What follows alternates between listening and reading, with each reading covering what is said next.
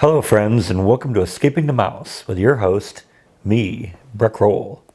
All right, today was the last of 5 days of classroom training, and we kind of got a little bit of a touch on what the next part of the hands-on part of the job. Now, every day I go in there, I find out this is going to be even more complicated than I originally thought. I found out today that I have up to 3 months now to get certified to perform a particular task before I'm even going to be allowed to approach the machine that I'm going to be doing any work on. It's that complicated. It isn't because they're saying I'm stupid or anything. It's just because it takes a long time to get to the point where you can perform perfectly every one of the steps that you need to perform before they'll even let you touch the machine. I went in and performed a practice drill on that today, and the instructor said I did fine for the first time, but I got a lot of work to do. The process is very complicated. There's a multi-step process that I have to complete before I can even approach the machine I'm going to be working on. There's something like 142 steps that have to be performed perfectly in order every time without error.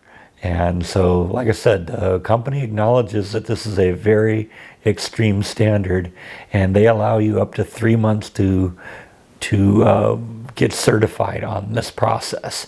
So, like I said, I did it the first time. They acknowledged that this wasn't even a real try. This was just showing me the basic steps to do it, and now they recommend that I practice over and over and over again until I get it right.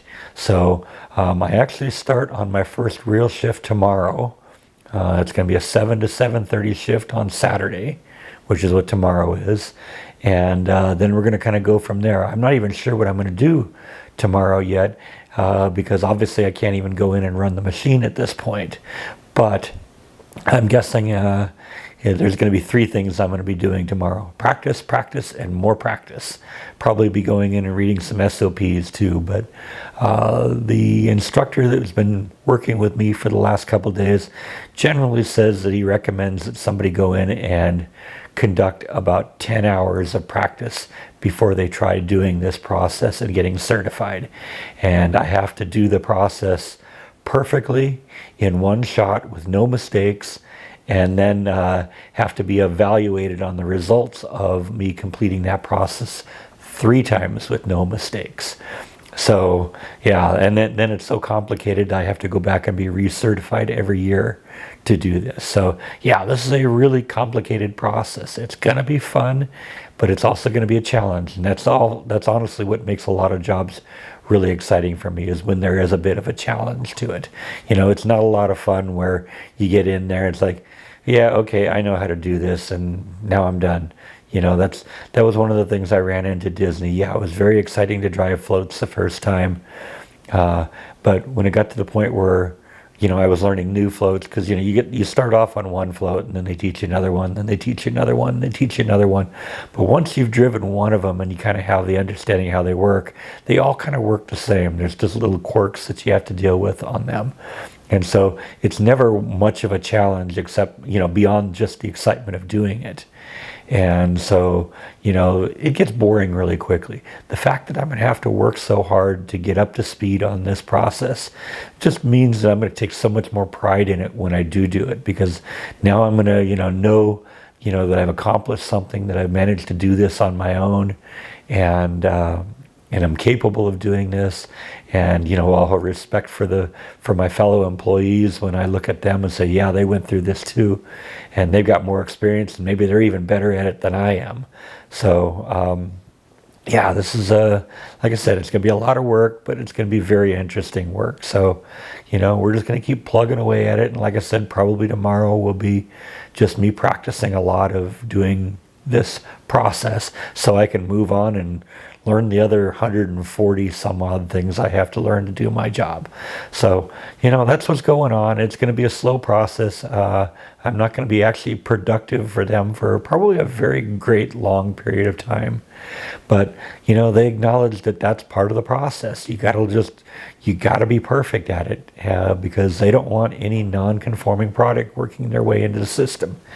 And if I make one tiny little mistake on any little part of the process, that's the possibility. And they're very serious about quality. So, that's where we are right now. So tomorrow is my last day for the week. That I have Sunday, Monday, and Tuesday off to recover. And then starting again on Wednesday, it's Wednesday, Thursday, Friday, and Saturday. 12 hours a day for those 4 days. So that's going to be a long week. And then I'm flying home on Sunday to go to my father's funeral. So it's going to be a busy couple weeks. I'm going to try and fit in a live stream. From your perspective, I think this video goes up on Saturday. So from your perspective, you'll probably see a live stream tomorrow, Sunday.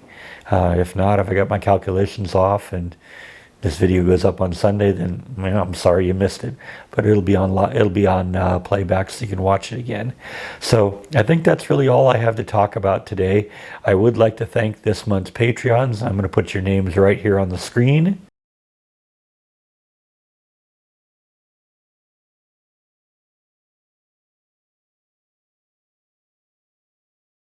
I would also like to thank Jeff Kincannon for sending me a very generous PayPal contribution today.